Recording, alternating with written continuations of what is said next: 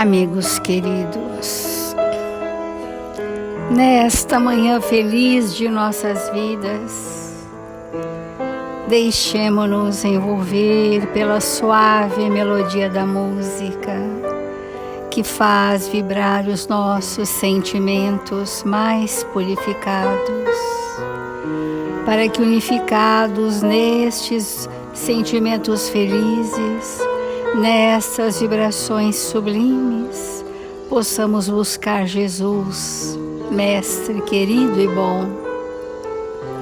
Senhor Jesus, se conosco. Envolva-nos nesta hora nas vibrações suaves do seu amor, para que nos sintamos a cada dia mais fortalecidos a realizarmos os nossos compromissos, multiplicando os nossos talentos e ofertando o que trouxemos de melhor em nós para o exercício do ato de servir. Que as infinitas bênçãos do seu amor que recaem sobre nós nesta hora se estendam aos nossos irmãos em humanidade, para que todos recebam o estímulo à pacificação do espírito, a harmonia com as sábias leis de Deus, para que possamos estar no influxo divino do seu pensamento, Senhor. Ensina-nos, Mestre, a servir, sem perguntar a quem ou até quando, para que a nossa existência na Terra seja pautada no trabalho do bem constante. Assim, amigos queridos, em nome de Jesus, e tutelados por estes honrados benfeitores que apostos estão, nos entregamos nesse momento às reflexões do Evangelho desta manhã. Obrigada, Senhor Jesus. Obrigada, amigos queridos, e que assim seja.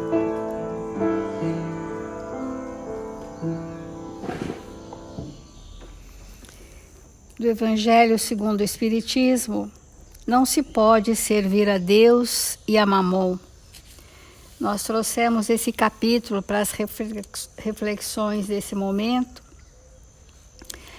para embasar da verdade o nosso pensamento sobre o que é servir a Deus, ou a quem estamos servindo. Então, nós falamos alguns dias sobre a conversão de Zaqueu, esse extraordinário discípulo de Jesus, que venceu o materialismo, tendo sido o chefe dos publicanos, que venceu a si mesmo no que se refere aos sentimentos. E ele só conseguiu vencer a si mesmo porque ele já trazia algum recurso, como, por exemplo, o valor do trabalho e a beneficência. Esse recurso que ele trazia já era o prenúncio de um conflito para romper com o materialismo e espiritualizar a existência sem abrir mão dos seus compromissos reencarnatórios. E na sequência do Evangelho, nós vamos estar no item 14 desse capítulo, desprendimento dos bens terrenos. Vosso amor aos bens terrestres é um dos mais fortes entraves ao vosso adiantamento moral e espiritual. Por esse apego à posse, suprimis as vossas faculdades afetivas, em as transportando todas sobre as coisas materiais. Vamos compreender que quando nós estamos distante das questões do espírito, o nosso sentimento e, portanto, a manifestação da nossa afetividade fica comprometida, porque o nosso campo mental está voltado, de forma muitas vezes apaixonada, para aquilo que fazemos materialmente. São as paixões, né? Então, quando nós canalizamos a nossa força vital para o ter, para o possuir, para dominar, para impor de alguma forma o nosso pensamento, nós canalizamos toda a nossa vitalidade para este fim e nos consumimos nisso. E esse estado de de nós canalizarmos a nossa energia muito tão somente para as coisas materiais, vai obstruindo a nossa lucidez e vai trazendo um estado torporoso de consciência, que é um estado do arrastamento das paixões. Então, por esse apego à posse, suprimis as vossas faculdades afetivas, em as transportando todas sobre as coisas materiais. Canalizo, eu transporto esse apego, essa possessividade para as questões materiais. Diz o Evangelho, sede sinceros, ele nos questiona, a fortuna dá uma felicidade sem mácula? Quando vossos cofres estão cheios, não há sempre um vazio no coração? No fundo desse cesto de flores, não há sempre um réptil escondido?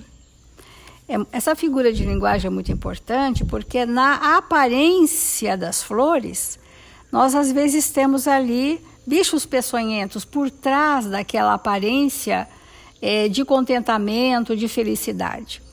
E quando nós canalizamos a nossa força vital para as questões materiais, nós vamos criando internamente o chamado vazio existencial.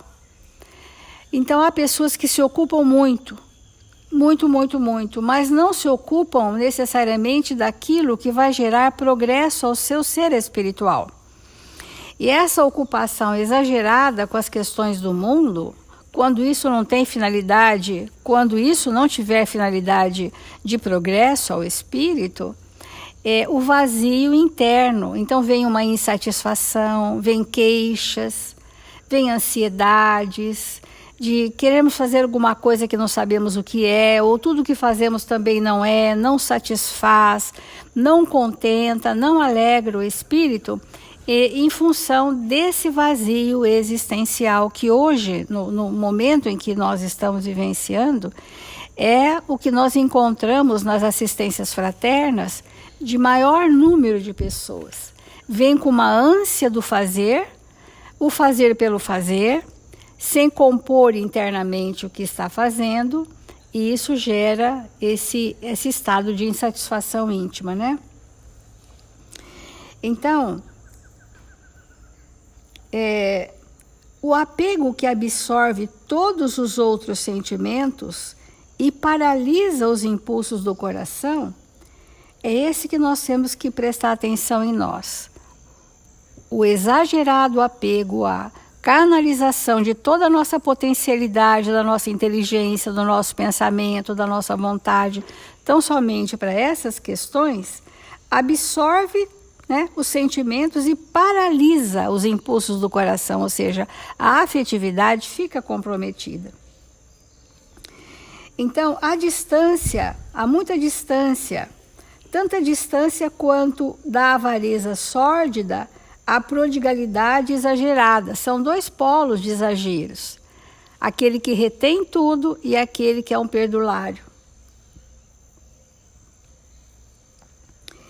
Então, dois vícios entre os quais colocou Deus a caridade, santa e salutar virtude que ensina ao rico a dar sem ostentação, para que o pobre receba sem baixeza, sem se humilhar. Essa é a verdadeira caridade. Então, no meio desses torpores, dessas paixões arrastadoras, nós vamos ver que nada nos pertence sobre a terra. Nem o nosso pobre corpinho, nada nos pertence. Nós vamos depois entrar nessa questão posteriormente. Mas nós estamos exageradamente apegados àquilo que é muito efêmero na nossa existência. Muito efêmero. E nós dedicamos, às vezes, uma existência. E quando a pessoa vai terminando a sua reencarnação na Terra, indo assim para os últimos momentos de finalização do compromisso reencarnatório, aqueles anos que antecedem o nosso retorno ao mundo espiritual, o espírito se entristece. Existe às vezes uma depressão, é muito comum do vazio existencial, mas disse, nossa, mas esse senhor trabalhou a vida inteira, mas fora de si, para conteúdos que lhe apaixonaram, mas que não lhe acrescentaram. E a consciência ela tem um sinalizador, ela vai nos avisando através de sintomas, dos mais variados tipos de sintomas, que aquele conteúdo interno não foi construído. E vai dando uma angústia no espírito saber que ele vai voltar para o mundo espiritual e muitas vezes vai voltar com a sua valise de mão sem preenchimentos verdadeiros. Ele vai voltar sem ter feito um trabalho grandioso com ele e fazendo com ele, fará também com o seu próximo. Porque o bem que Deus vos confiou excita em vossos corações uma ardente e louca cobiça. Desperta em nós não estamos prontos para tantos estímulos materiais, não estamos. Né? Não estamos. Haveis refletido quanto vos apegais imoderadamente a uma fortuna perecível e passageira, como vós, que um dia virá em que devereis prestar contas ao Senhor do que vem dele. É muito importante, nós depois vamos demorar o nosso pensamento nisso, hoje é uma introdução ao apego aos bens materiais e o vazio versus vazio existencial, que são concomitantes, né? De nós entendermos que só espíritos amadurecidos moralmente recebem recursos financeiros espetaculares, porque aquele espírito amadurecido moralmente, ele vai gerar progresso para a humanidade da Terra. Isso é muito importante nós entendermos, que é um estágio de evolução da inteligência, que é nós aplicarmos para o mundo aquilo que já sabemos, aquilo que estamos construindo, devolver para o mundo a nível de progresso social, a nível de progresso de educação, a nível de progresso nas mais variadas áreas de evolução do espírito. Né? Então, porque sem esse amadurecimento, o espírito estaria fadado à falência, como em muitos casos isso também acontece. Porque quando o egoísmo está imperando em nós, nós estamos ainda ensimesmados e aquilo que poderia ser multiplicado em benefício de tantos, não o fazemos porque o estágio ainda do pensamento egoísta nos dominou. E ainda o Evangelho diz assim: é em vão que na terra procurais vos iludir, colorindo com o nome de virtude o que frequentemente não é senão egoísmo, que chamais economia e previdência o que não é senão cupidez e avareza, ou que chamais de generosidade o que não é senão prodigalidade em vosso proveito. Que espetáculo do pensamento do Evangelho! Quanto nós nos enganamos quanto a nós mesmos, achando que é virtude aquilo que são as nossas imensas paixões e dificuldades. É uma ilusão, né? Que a pessoa que retém muito, que chama economia, previdência, isso tem um teor. Mas, na verdade, isso pode ser avareza. E aquela pessoa que compra muito, gasta muito, faz tudo isso e aquilo, muitas vezes é outra vertente da mesma questão, que é ser perdulária. Então, o esbanjador também é uma vertente da irresponsabilidade com os bens adquiridos, porque aquilo o que me tenho em excesso, poderia abastecer muitas pessoas naquilo que é essencial para elas. Até ao ponto de nós, quando mais evoluídos, tivermos um equilíbrio entre o que é nosso e o que é do outro, né? usufruir igualmente, distribuir igualmente aquilo que são os nossos recursos internos que movem as nossas ações materiais. Porque se não houver um sentimento nobre, as nossas ações materiais, de benefícios materiais para o próximo, para o progresso, também não se fará. Porque é o sentimento o móvel da caridade, é o móvel da beneficência, da benevolência. Então, se os sentimentos nobres não forem estruturados, tudo que nós fizermos ainda é em benefício de nós mesmos.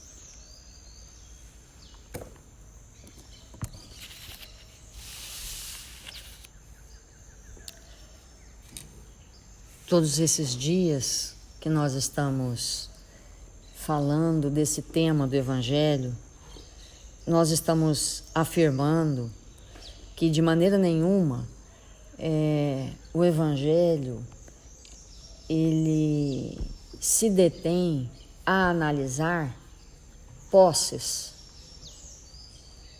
O Evangelho não fala sobre isso, sobre posses, né? Porque quando Jesus quer exemplificar para nós como devemos entender essa questão, Deus e Mamon, ele traz a figura de um homem que tem posses. Então, de maneira nenhuma, o Espiritismo ele estabelece como adequado ou ideal qualquer sistema político, seja capitalista, comunista, socialista. Não é nada disso que a doutrina espírita fala, né? Não diz a respeito de sistemas, porque o Evangelho ele é único e exclusivamente para o espírito, para a intimidade de cada um de nós. E cada um de nós, vivendo os seus ensinamentos, estabelece uma comunidade mais harmonizada com as leis divinas. Por isso que o Evangelho não é para as massas, não é uma coisa que vai direcionar uma massa amorfa de pessoas. O Evangelho é para a intimidade de cada um de nós. Por isso não fala de sistemas. E isso primeiro precisa ficar absolutamente claro para nós, né? Que cada um de nós que entra em contato com esse Evangelho vai compreendendo na sua intimidade o que é isso que Jesus trouxe para nós e que enquanto nós não aderirmos a esse programa divino na nossa intimidade, nós vamos ficar por aí, sem um caminho que realmente nos faça feliz através da felicidade de todos. Então, para que nós possamos falar desse tema, como tem sido dito, é muito importante que nós possamos perguntar na nossa intimidade o que nos move, no que nós cremos, o que nos domina e o que nos escraviza. Então, às vezes, nós somos escravizados, por exemplo, pelo medo. Então, nós ficamos apegados às coisas materiais porque temos medo de passar necessidade. Então a gente acumula aqui, acumula ali, acumula, porque o que está fazendo com que haja esse acúmulo é o medo que nos escraviza. Então, para que nós possamos entender mais profundamente é necessário que nós façamos essa pergunta para nós. O que nos move? De uma maneira geral, o que nos move? Algumas pessoas são movidas mesmo pelo dinheiro. Se elas não receberem, elas não fazem. Mesmo que elas possam fazer. Porque, obviamente, se nós estamos num trabalho e nós precisamos sobreviver daquele trabalho, é digno que nós possamos receber por ele. Mas, muitas vezes, nós podemos trabalhar voluntariamente, sem receber nada. E até equilibrar, até o ponto de equilibrar. Para algumas pessoas, isso é uma coisa inimaginável. Inimaginável. Né? Por quê? Porque o que move é o dinheiro. São os recursos monetários. É o ter. Então, nós precisamos nos perguntar, porque às vezes nós trabalhamos e o que nos move ao trabalho é o progresso. Vamos imaginar que quantas empresas são contribuições extraordinárias para a humanidade. Contribuições extraordinárias. Uma vez instaladas num determinado ambiente, o quanto aquela movimentação causa progresso. Muito progresso. Para todos. E outras empresas causam miséria. Muita miséria. E promove a miséria.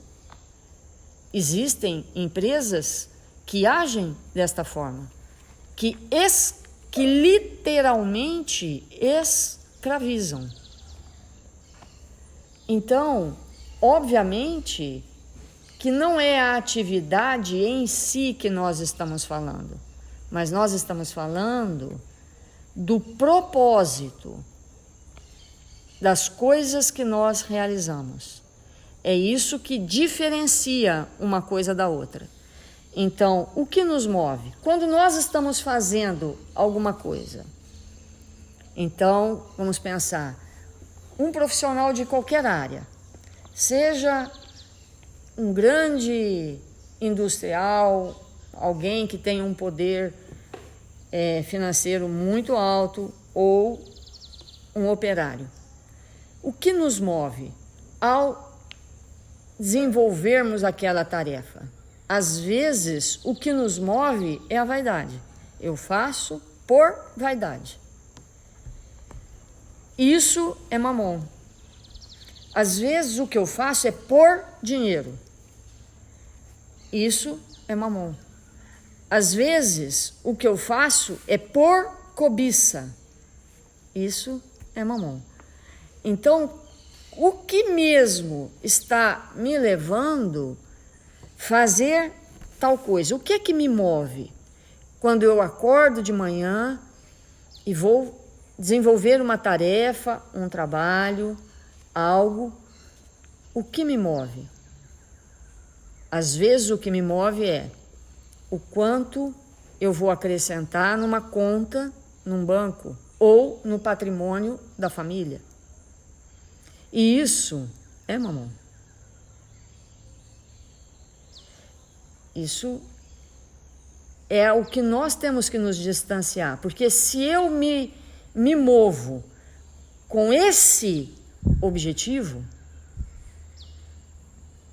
e tudo isso vai ficar, eu não vou levar, então, quando tudo terminar, como a Célia colocou, nós vamos nos sentir extremamente empobrecidos, porque o que vamos levar disso que foi o objetivo da nossa vida? Nada. Então, no que cremos, agora vamos lá, no que cremos? Às vezes, nós acreditamos que se nós tivermos mais recurso, mais dinheiro, mais posição, às vezes nós acreditamos que se nós tivermos mais coisas, nós seremos melhores que os outros.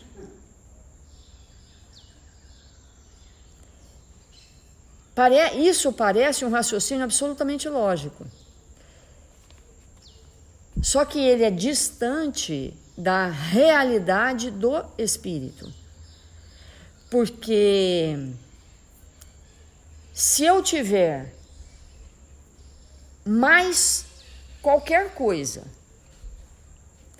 e eu acreditar que em função disso eu serei melhor que alguém, essa crença é uma crença equivocada, porque não é isso definitivamente que me faz melhor em relação a mim mesmo.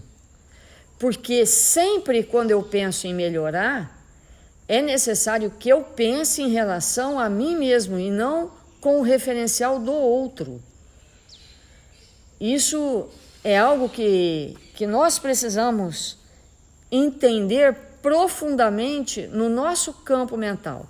Então, eu vou desenvolver esse trabalho porque esse trabalho vai me tornar um espírito mais experiente do que eu era ontem, ou antes de ontem, do que eu era semana passada.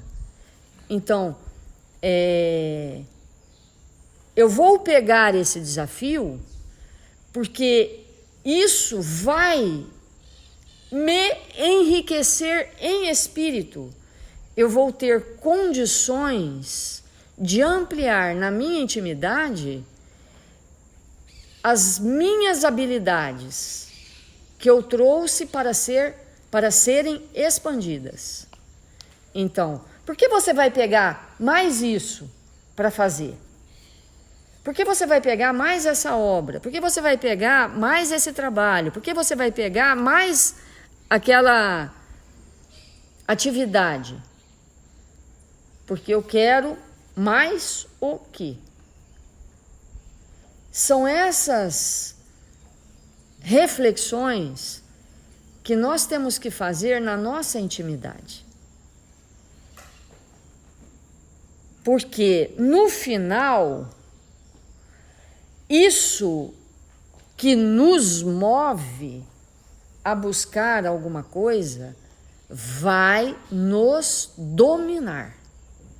Olha a importância de nós entendermos isso. Se eu estou fazendo tudo por dinheiro, o dinheiro vai me dominar. Cedo ou tarde, isso vai dominar completamente a minha mente, o meu coração, os meus afazeres, e eu vou me mover nisto. Então, o que me move naquilo que eu acredito torna lá na frente o domínio de mim mesmo.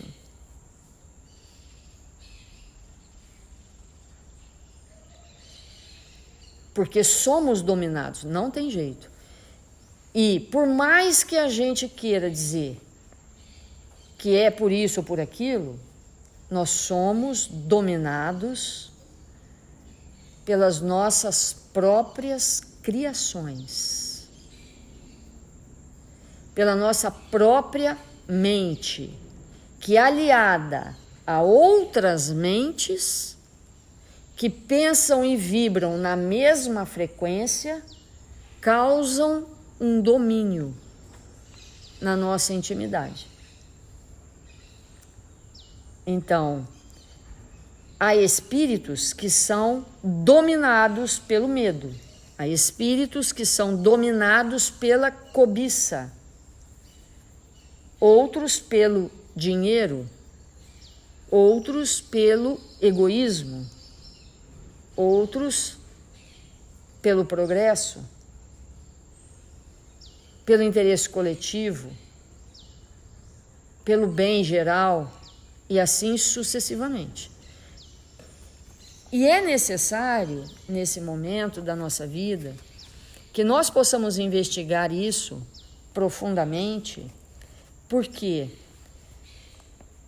a forma como nós estamos agindo em relação a esse tema na nossa vida está diretamente interferindo no sucesso e na felicidade da nossa família.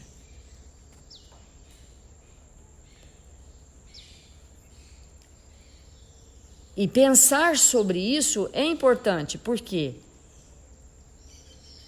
Porque no momento em que nós levamos o pensamento a isso, a gente pode começar a pensar, então, eu preciso rever. Porque se a felicidade real da minha família depende disso, eu preciso saber muito bem como eu tenho pensado, como eu tenho agido, no que eu tenho acreditado, como eu tenho me movido. Então nós vamos desdobrar ainda por algum tempo esse tema. Vamos fazer a prece.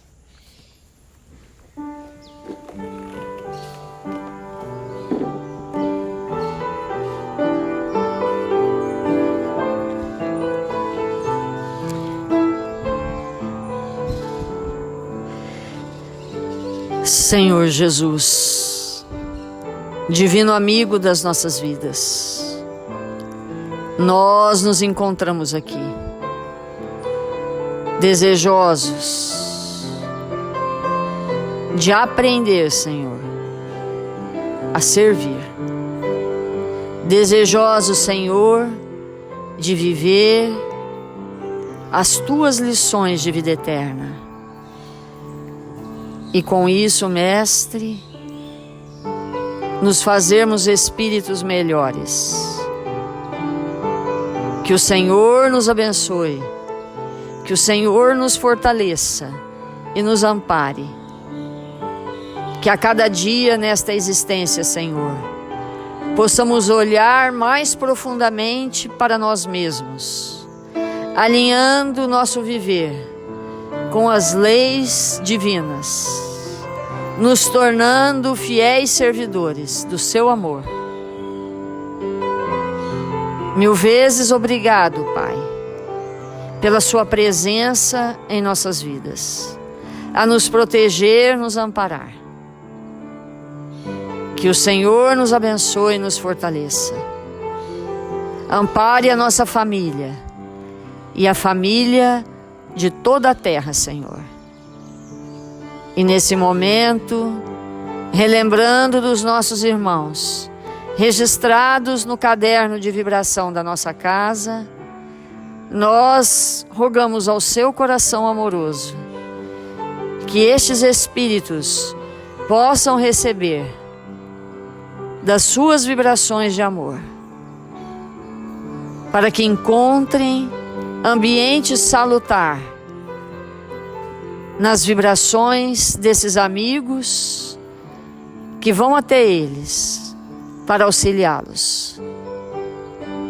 Que nesse momento tão especial da nossa vida, Senhor, possamos orar pela nossa nação, por esta pátria abençoada que nos recebeu, para que nós pudéssemos exercer aqui o Teu Evangelho de amor, que cada um de nós possa cumprir, aonde quer que se encontre, o melhor que puder realizar.